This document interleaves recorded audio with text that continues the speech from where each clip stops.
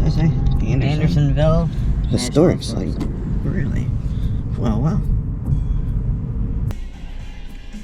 What's going on, man? Where you at?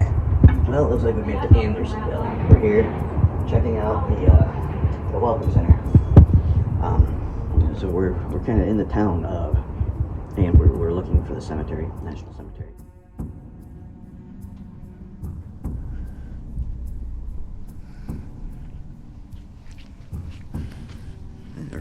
Head into the National Prisoner of War Museum.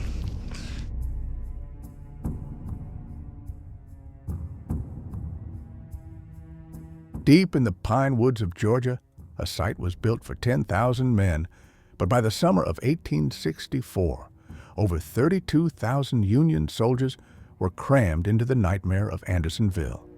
Stripped of shade and basic shelter, prisoners lived in makeshift shebangs, digging into the red clay to escape the blistering sun.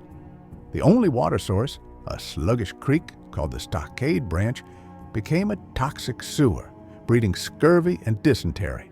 Inside, a literal deadline marked the boundary where guards shot any man who dared to cross.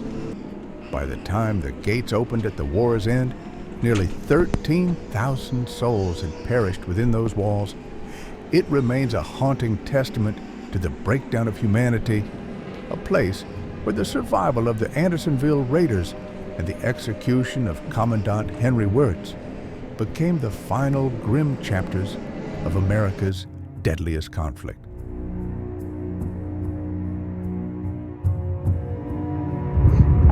It's a fort up here. It's up on the hill. Fort up on the hill. You gotta make sure that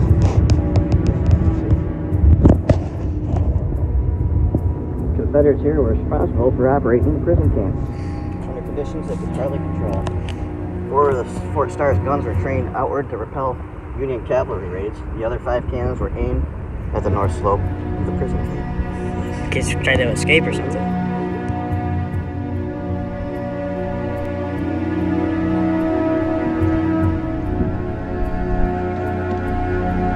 Alright, looks like we are at the Andersonville National Cemetery here. It's a historic site here in Andersonville. These are all your war heroes.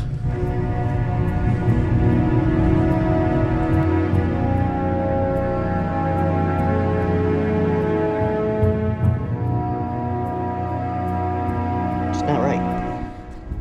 See that stream right there? When they built the fort, they built it around there. You know, there'd be like, 30,000 people in this area. And they all have to go to the bathroom somewhere, so, hey, creek's a perfect place to do it. Since the creek's there, no, everyone did their washing there, did their things upstream as much as they could, but this poop worked its way out, and it just He called the shit poop. The shit poop.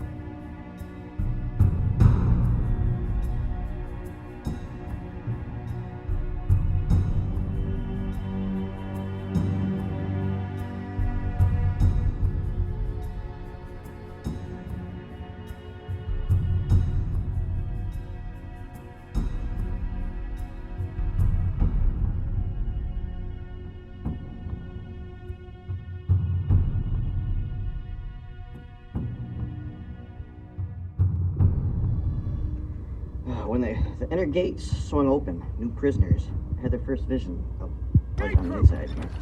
The noise, the stench, the crowd of emaciated men, desperate for news, must have been overwhelming. New arrivals were known as fresh fish.